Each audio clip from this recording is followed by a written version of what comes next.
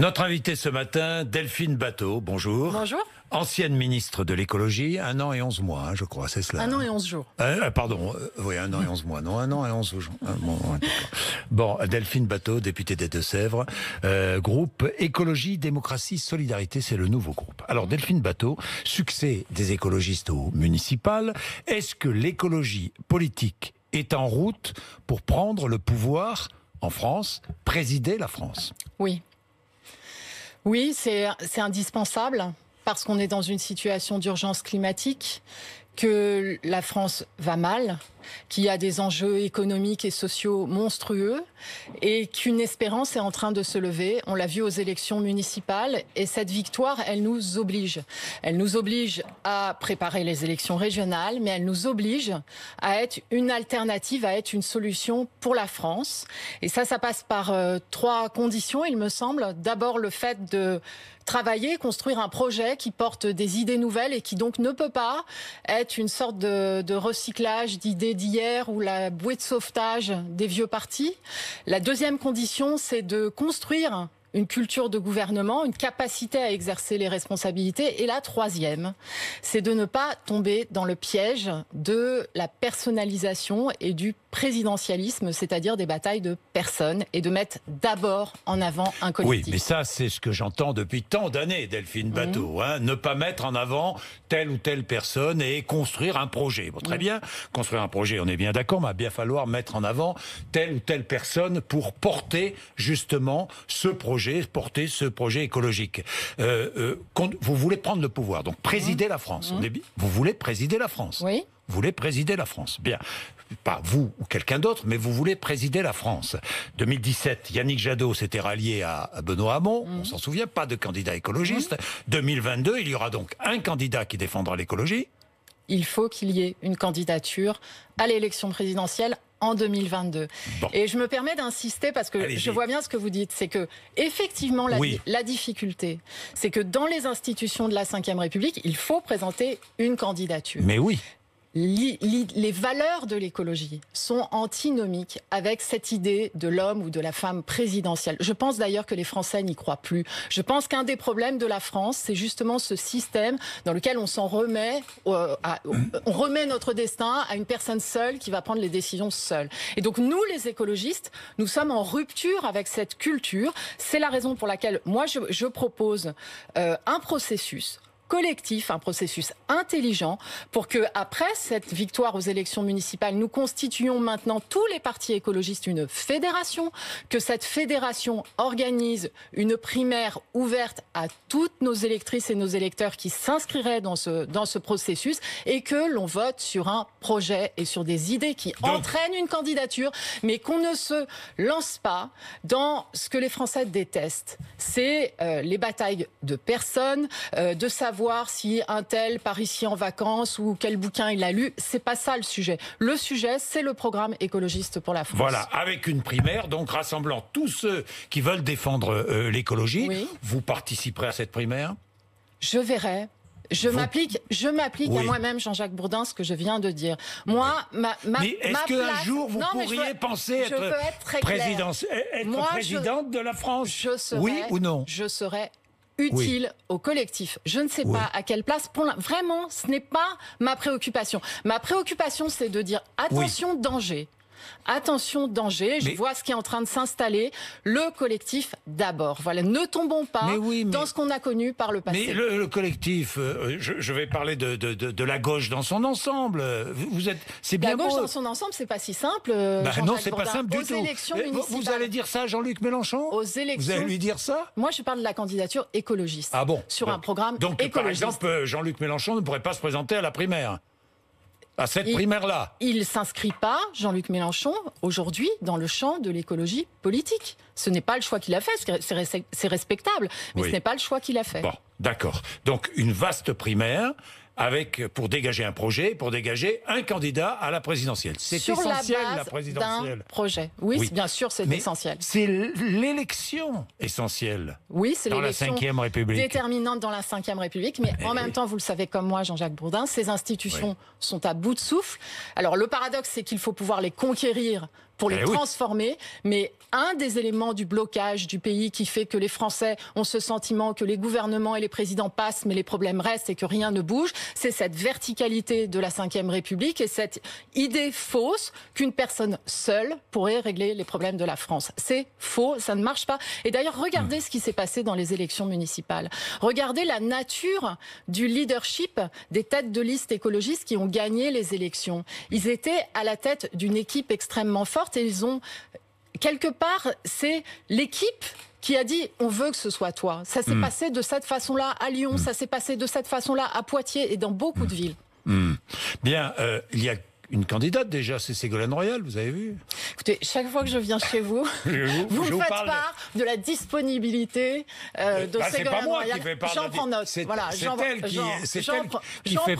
qui fait part sur tous les plateaux de sa disponibilité. J'en prends note, ce n'est pas un élément nouveau. C'est pas un élément nouveau, bon d'accord. Delphine Batho, parlons justement de ces municipales et de ce vote écologiste. Les écolos, j'ai lu, ce sont des écolos de grandes villes riches qui ont élu ces maires écologistes, de jeunes diplômés qui mangent bio, roulent à vélo, j'entends ça. Oui. Dans les Deux-Sèvres, dans les Deux-Sèvres, d'abord moi je suis très satisfaite qu'on ait gagné des grandes villes. Et c'est historique. Il y a eu aussi des victoires dans des communes beaucoup plus rurales. Je vais prendre l'exemple de Saint-Mexant-l'École, qui est une ville militaire dans ma circonscription, qui est une des villes dont la population est la plus pauvre des Deux-Sèvres, qui a élu un jeune maire de 29 ans qui s'appelle Stéphane Baudry, sur une liste de rassemblement autour d'un projet citoyen, d'un projet écologiste. Donc attention, effectivement le focus médiatique, si vous voulez, il est mis dans les grandes villes, mais il y a une réalité en France qui est beaucoup plus profonde. Qui est beaucoup plus profonde. Mais est-ce que l'écologie appartient à Europe Écologie Les Verts et est-ce que l'écologie appartient à la gauche ? Alors, Europe Écologie Les Verts, c'est la principale formation de l'écologie politique en France. Il y en a d'autres. Il y a Génération Écologie que je préside. Il y a aussi CAP 21, l'Alliance écologiste indépendante. On est aujourd'hui tout un rassemblement dans la diversité d'un certain nombre de partis écologistes. La gauche, je pense qu'on a vu ce qui s'est passé en fait aux élections municipales. C'est-à-dire que vous avez des endroits dans lesquels, par exemple, les socialistes ont décidé de soutenir les écologistes et vous avez d'autres endroits comme à Lille, à Dijon, à Poitiers, où la gauche s'est retrouvée dans le front anti-écologiste. Ou avec, à Lille, par exemple, la droite qui appelle à voter Martine Aubry pour battre les écologistes. Donc vous voyez qu'il y a une réalité contrastée. Donc ça dépasse droite-gauche, ça mais vraiment, qui ne permet vous pas... Vous êtes une femme de gauche, vous, Delphine Batho. À l'origine, oui, je viens de la gauche. Mais je considère que la cause du siècle, le combat du moment... dépasse tout ça. C'est un enjeu vital, en fait. Il a fait 45 degrés en Sibérie. Il n'y a pas longtemps. Il a fait 51 en Inde. Il a fait 46 l'année dernière dans l'Hérault. Donc on est aujourd'hui face à un enjeu vital qui fait que tous ceux qui ont effectivement une histoire d'engagement pour changer le monde, pour lutter contre les injustices, aujourd'hui, ils doivent être dans ce combat-là. Je vais vous parler d'Emmanuel Macron et de sa conversion à l'écologie. Conversion, il était peut-être écologiste avant, je ne sais pas. Mais un mot sur Édouard Philippe, dont on parle beaucoup. Est-ce que vous êtes favorable à ce qu'Édouard Philippe reste à Matignon ou pas ? Écoutez, moi, je ne suis pas membre de la majorité, donc c'est pas un débat qui me concerne. Aussi. 57% des Français veulent qu'il reste. Si votre question, c'est savoir, est-ce que il fait le job ? La réponse est oui. Est-ce que je partage ses idées, ses orientations ? Pas du tout. Je combats sa politique, donc c'est pas à moi de donner un avis là-dessus. Et celle d'Emmanuel Macron, est-ce que vous considérez que sa conversion à l'écologie est une conversion sincère ou est-ce une conversion électoraliste ? En fait, c'est pas un débat de sincérité. Il n'est pas sincère. C'est un enjeu sur les actes et sur les décisions. Il y a une des citoyennes de la Convention sur les citoyennes pour le climat qui s'appelle Yolène, je crois, ou Yolande, pardon, mais je me souviens plus, qui a dit « Moi, je crois que ce que je vois, je suis comme elle. Je crois que ce que je vois. » Et donc, les discours, les annonces, c'est plus suffisant. Il y en a eu beaucoup. Des autres présidents de la République avant lui. Il y a eu des discours extrêmement brillants, extrêmement enflammés, mais les décisions ne suivent pas. Donc moi, je juge aux décisions et je suis inquiète de ce qui est en train de se passer, puisque après que lundi, Emmanuel Macron ait dit qu'il y avait 3 jokers par rapport aux propositions de la Convention citoyenne, bon, en fait, il y en avait 7, et que le lendemain, le ministre de l'économie dit ça non, ça non, ça non, ça non. Le surlendemain, la ministre de l'économie dit le moratoire sur la 5G, il n'en est pas question. Bon, on peut faire... oui, je vais revenir sur la 5G, je vais revenir sur les entrepôts d'Amazon, je vais revenir... Mais je voudrais revenir sur cette convention. Il va y avoir un projet de loi. Oui, c'est ce que nous souhaitions. C'est ce que vous souhaitiez. C'est ce que nous souhaitions avec pourriez Mathieu voter. Orphelin, avec tous mes collègues. Vous pourriez voter ce projet de loi. Ça dépend de ce qu'il y a dedans. Ça dépend de ce qu'il y a dedans. Mais vous pourriez voter. Si les propositions sont respectées dans leur rédaction, oui, nous pourrions bien sûr le voter. Bon, parlons des avions. Oui. Parce que vous faites une proposition, vous avez déposé même une proposition de loi avec François Ruffin qui fait quand même beaucoup de bruit. L'idée, c'est de limiter l'usage de l'avion. Oui, absolument. C'est votre objectif. Alors, c'est une proposition de loi instaurant un quota carbone individuel. Oui. Explication, je prends l'avion, bon, je parcours avec cet avion un certain nombre de kilomètres. Quand j'arriverai au bout de mon quota de kilomètres, je ne pourrai plus prendre l'avion, c'est cela ? Absolument. C'est ça. C'est ça. Ah bon ? Expliquez-nous un peu plus en détail. Mais en fait, on doit organiser la réduction du trafic aérien. Oui. On pourra revenir après sur la situation du secteur aéronautique. Moi, je suis solidaire de la situation des salariés. Oui. Mais on doit organiser la réduction du trafic aérien pour réduire les émissions de gaz à effet de serre. On ne peut pas continuer comme ça à doubler le trafic passager dans le monde tous les 10 ans. C'est pas compatible en fait avec la lutte contre le changement climatique. Alors certains disent faut mettre des taxes, mais les taxes, vous avez des gens qui ont les moyens de les payer en fait.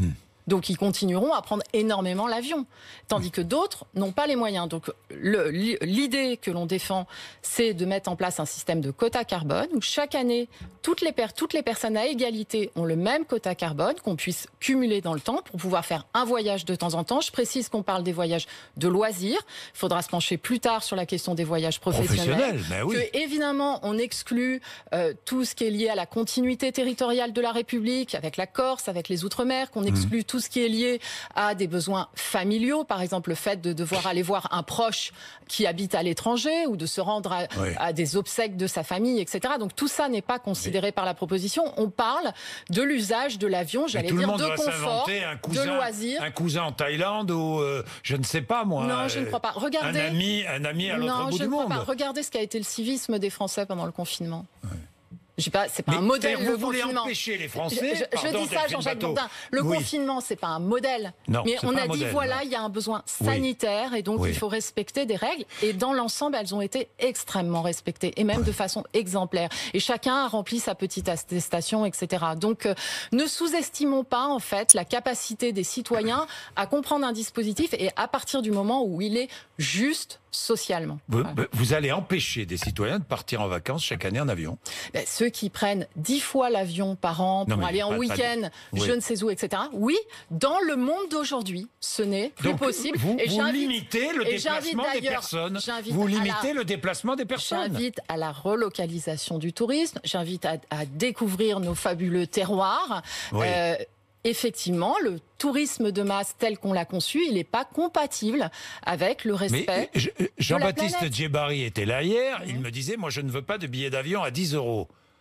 Vous êtes d'accord avec lui ou pas ? Oui, ça là-dessus, il y a les compagnies low cost, de toute façon, c'est un problème. C'est un problème et c'est d'ailleurs destructeur pour le secteur industriel. Oui, le fait de considérer que ça n'a aucune conséquence et que ça ne vaut rien un billet d'avion, je suis pas pour. Non, je préfère un autre système qui est celui des quotas carbone. Et les vols intérieurs remplacés par le train quand c'est possible, ça on est d'accord. Vous aviez initié cela. Il y a un an. Et le gouvernement. Et on nous avait traité de fous. C'est-à-dire quand on a proposé il y a un an la suppression des liaisons aériennes inutiles, là où il y a le TGV, vous avez dit mais vous n'y pensez pas, etc. Force est de constater. En attendant, on y vient l'aéronautique souffre. C'est une catastrophe. 7560 suppressions de postes à Air France, 5000 à Airbus. Dites-moi, avec votre mesure, c'est pas 5000 Airbus, mais Airbus ne vendra plus d'avions. Alors ça, moins d'avions voleront. Pardon, mais je ne peux pas laisser dire ça. Alors allez-y, Delphine Parce que la situation du secteur aérien n'est pas liée à des décisions de transformation écologique. Elle est liée à la négation des problèmes écologiques. Elle est liée au fait qu'en fait, il y a une espèce de bulle qui s'est constituée autour de ce secteur. Et cette bulle, elle est basée sur quoi ? Elle est basée sur le mythe de la prochaine multiplication par 2 du trafic passager dans le monde. Et donc, face au coronavirus, cette bulle, elle s'effondre. Et donc c'est exactement en fait l'inverse de ce que nous voulons faire, parce que nous, ce que nous voulons faire, c'est organiser et planifier la diversification des activités de cette industrie où il y a beaucoup de qualifications, où il y a du haut niveau en termes de R&D, du très haut niveau chez les techniciens, chez les ouvriers. Et en fait, tous ces savoir-faire, on doit aujourd'hui organiser leur diversification vers d'autres activités industrielles, en partie, tout en gardant des compétences, évidemment, dans l'aéronautique. Le disent, Delphine Batho, le problème des Verts, c'est leur crédibilité économique. Il faut la construire. Il faut que vous la construisiez, parce que là, les Français... je ne crois pas qu'on puisse nous donner des leçons de crédibilité économique quand, par exemple, sur l'aéronautique, il n'y a pas d'État stratège, que l'État a entretenu le secteur dans cette vision sans limite de la croissance infinie du secteur aérien. Donc nous n'avons pas de leçons de crédibilité économique à recevoir sur ce sujet. Alors parlons d'économie, parlons d'énergie, parlons du nucléaire. Est-ce que l'énergie nucléaire est une énergie écologique ? Non. Non. Non, parce qu'elle produit des déchets. Oui, d'accord, qui ont une durée de vie. Elle préserve l'air que nous respirons. Elle n'émet pas de CO2 dans la production d'énergie. Nous avons aujourd'hui en France une trop grande dépendance à l'égard du nucléaire, mais il n'est pas question de sortir du nucléaire demain matin. Il faut organiser progressivement dans le temps la diminution de la part du nucléaire pour des raisons, Jean-Jacques Bourdin. Diminution ou suppression carrément du nucléaire à terme, je suis pour la sortie du nucléaire, bien sûr. Sortie du nucléaire. Mais aujourd'hui, ce n'est pas possible. Non. Donc on doit diminuer progressivement la part du nucléaire pour une raison très simple, c'est qu'on est trop dépendant de cette énergie. Que toutes les centrales nucléaires ont été construites en même temps. Et donc quand on a un pépin sur une, on a un pépin sur toutes. Ça s'est un peu produit d'ailleurs en 2019, où on a eu ce type de difficultés. Donc c'est ce qu'on doit organiser aujourd'hui, en fait, c'est la résilience de la nature. Je dis ça parce que beaucoup d'écologistes défendent maintenant le nucléaire. On doit organiser aujourd'hui la résilience de la nation, sa capacité à faire face à des gros pépins. Et donc mettre toute notre dépendance énergétique dans le nucléaire, c'est pas résilient, Jean-Jacques Bourdin. C'est pas un choix qui est responsable par rapport à la nécessité de garantir la sécurité de nos infrastructures. Il y a des écologistes qui défendent le nucléaire, et vous en connaissez, j'en connais. Bien sûr. Qui défendent le nucléaire en estimant... Ça fait l'objet d'un débat, bien sûr. D'un vrai débat, même chez vous, parmi les écologistes. Bien entendu. Est-ce que vous reprochez à l'État d'employer tous les moyens pour relancer la croissance ? Quoi qu'il en coûte, le fameux quoi qu'il en coûte. Mais en fait, la croissance, c'est pas un objectif en soi. Ah bon ? Et c'est quoi ? C'est la décroissance, l'objectif ? Ce qui est un objectif en soi, c'est le bien-être, c'est le travail, c'est de créer des emplois, c'est de lutter contre le chômage, c'est de vivre en harmonie avec la nature, d'arrêter de la détruire. La croissance permet de lutter contre le chômage, non ? La croissance, Jean-Jacques Bourdin, en fait, le problème, c'est qu'elle est liée au pétrole. C'est-à-dire, vous prenez la consommation de pétrole et vous prenez l'augmentation du PIB, puisque c'est ça la croissance, et ben les deux sont totalement corrélés. Et donc en fait, si l'idée c'est de dire faut remettre de l'argent dans le système qui est destructeur, faut réaugmenter notre dépendance aux énergies fossiles, c'est pas un choix qui est responsable par rapport à ce qui est maintenant, et permettez-moi d'insister là-dessus, un enjeu de sécurité nationale. Donc moins de croissance, moins consommer. Les canicules, consommer moins. Oui, consommer moins. Consommer mieux.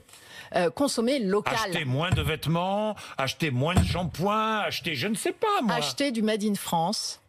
Acheter sa nourriture faite en France par des producteurs locaux. Relocaliser. Relocaliser notre économie. Le consumérisme. Mais c'est facile à dire quand on a un emploi. Non. Moi j'entends ça. L'extrême droite vous répond. Je ne sais pas si Jordan Bardella disait, quand la mondialisation ne vous touche pas, quand vous avez un emploi, quand vous n'avez pas de problème de sécurité pour vos enfants, alors vous pouvez vous soucier de la fin du monde.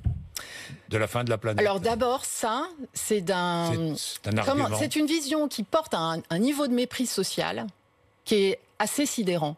Comme si les habitants des quartiers populaires, nos aînés qui vivent dans les territoires ruraux, n'avaient pas de préoccupation en fait pour le climat, pour les oiseaux qui disparaissent, pour les insectes qui disparaissent, pour l'Amazonie qui brûle. Je trouve ça scandaleux en fait comme déclaration. Ensuite, le consumérisme, Jean-Jacques Bourdin, aujourd'hui, il pourrit quand même un peu la vie des gens. Je vais prendre un exemple, le démarchage téléphonique. Le démarchage téléphonique, en fait, que nous proposons avec le groupe EDS d'interdire, le démarchage téléphonique, il fait de nous des consommateurs 24 heures sur 24, même quand on est à la maison. Et des fois, le téléphone sonne même la nuit.